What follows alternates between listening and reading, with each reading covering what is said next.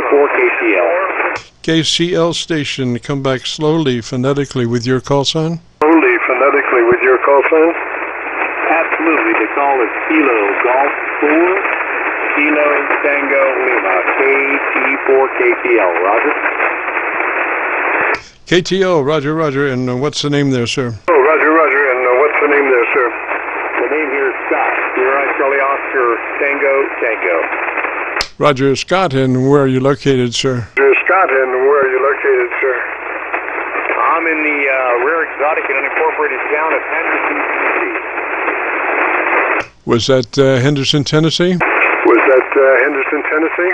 Yeah, Henderson, Tennessee, that's right. I'll be mistaken for Hendersonville, but that's closer to Nashville. I'm in West Tennessee. Ah, roger that. And Scott, what radio are you running, sir? And Scott, what radio are you running, sir? It's an ICOM 7600. Roger, roger. Well, if you're interested in our setup procedure, it starts with you verifying that your transmit bandwidth setting is 100 to 2900. Roger, roger. 100 to 2900. Roger, roger.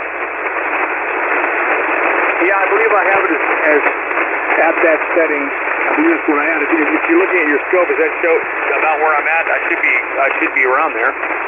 Yeah, well, it's just, verify that, make a note to double check that. We want to move along now to the next part of our setup procedure, which involves getting that compressor processor on, and 3 out of 10 or 30 out of 100, Roger? 10 or 30 out of 100, Roger. Okay, so here's the thing, is what I'm doing is I'm running some old rack here. I'm running Symmetrics 528. You're probably familiar with that. You've been in broadcast. This piece belonged to my father, and he was in broadcast for 50 years, and he's silent key now. And anyway, he used to use it for voice tracking. So all I did is I just took it. I took this rack and I have it plugged up, and I interfaced it to the radio. It goes to Symmetrics 528, and then it goes to a Symmetrics 421, and then. That's kind of the EQing music, not the EQing of the radio per se. Roger, Scott. Now, are you coming in high level in the back, or are you coming in low level on the mic input? Coming in low level on the mic input. I'm using a W2I box, so I'm coming right into the front of the mic input. Alrighty. The thing you have to be careful about is that your internal mic gain needs to be around 5, because if you get, you have to be careful not to get too hot going into your mic front end. So, and the way you double check that is that you put your internal mic gain at 5, and then adjust everything else outboard to make it work right. Roger. Make it work right. Roger. On the radio itself, it would make the internal mic gain at 5. You just everything at 5 then?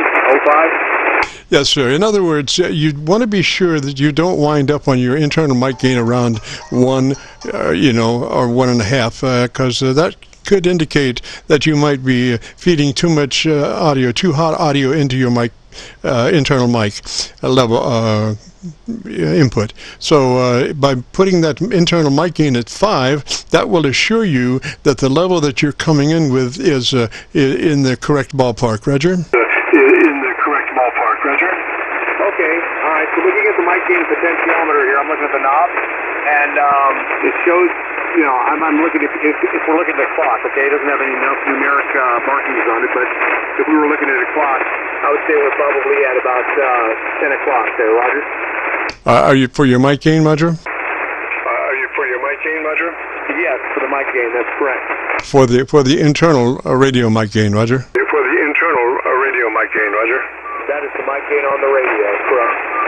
All right, 10 o'clock is probably okay. Noon would be better, but, you're probably all right at 10, but just a rule of thumb, you want to be right in that mid-sweet spot just to be sure that you're well within not overloading your mic preamp in the radio. Roger? Preamp in the radio. Roger? Okay. Yeah, the goal was within this, of course, was stay within the ALC range, and so I'm doing that within the parameters of that as it stands right now. Last time we spoke, I was this is about a month ago, I suppose. We were on a whole different setup. I was on a W2I 8-band EQ and EQ Plus and different mic, and got me set up on that. It's really fine. But I noticed when I plugged up the rack here, I had to do a little adjustment to the mic gain in order to stay within the ALC parameters. Yes, Roger. Okay, and so on your ALC, we recommend you run that ALC mid-scale to 2/3. Mid-scale to 2/3, and you get there by your mic gain control, and you could use your internal mic gain for that adjustment if you like, or you could use the external. However it is, the word is audio. The word spoken just as you would normally speak a word in a QSO, not to overemphasize, but just audio. And you can see your ALC meter very well that way. And we want it mid-scale to 2/3. Roger? Want it mid-scale to 2/3. Roger? Roger that. Yeah, that's about where we're going to be. A little hot here. Back off a little bit here. All right, then we'll go ahead and we'll call that. Okay.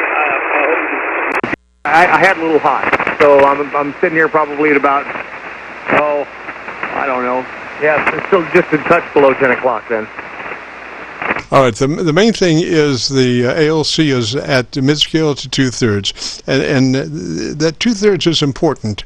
It's just over mid-scale, but mid-scale to 2/3, and that will give you a 3 dB dynamic range, and that would mean that your average percent of peak modulation would be from 80 to 85% at that setting. Roger? Roger. Okay, well, hey, man, I thank you so much for taking time out and giving us a listen and everything. And I know you have storms in your area. We just had some thunder boomers flow through here, out here in Tennessee and West Tennessee. So, yeah, it's pretty wild, that's for sure. But other than that, does it sound okay as far as everything else goes? Yes, sir, I've got you on my local antenna, which is down to 100 cycles. So you're, you could use just maybe a click on the bottom end, around 200 cycles or so, if you wanted to. Okay, let me take a look here.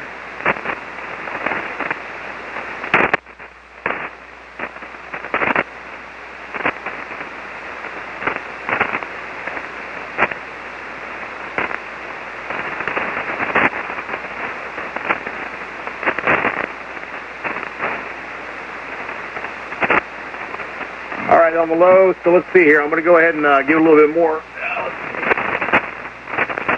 All right, is that too much, or did that make a difference at all? KG4KTL.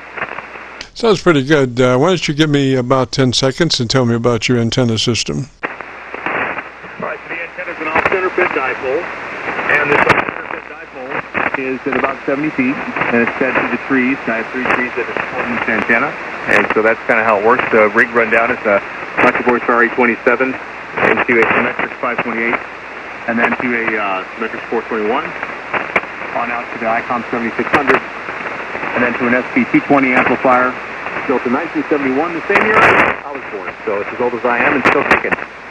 And that's doing 1,000 watts out to the tuner, which is an old SA2060 heat kit as well. And that's the setup there. How does that sound? Okay. Yes, sir, Scott. I'm getting bounced around with thunder hits, so it's really hard to, in addition to everything, I've got a spectrum analyzer, and of course the spectrum analyzer gets spooked every time Mother Nature throws a thunder boot at us. So it's sounding good, and also my it could be a better day, but anyway, if you want to hear your audio, if you go to YouTube, do a call letter search for KC9VKV, followed by the word logbook. That will take you to this recording. It'll be cut number 1 of a series of 2,100 Qso-Vlog AIRCHECK recordings. Roger? Roger. Okay, well, so we added some lows. To recap here, we added some lows to EQ there on the parametric EQ, and running within the ALC range. and everything like that. I understand you have thunder boomers out there. So 73 from Tennessee, it was nice talking to you. KG4KTL. Roger, roger, sir. 73, and you have a great afternoon, beautiful weekend. This is the Friday afternoon Qso-Vlog net. If you have a radio you want to check out, give me a shout.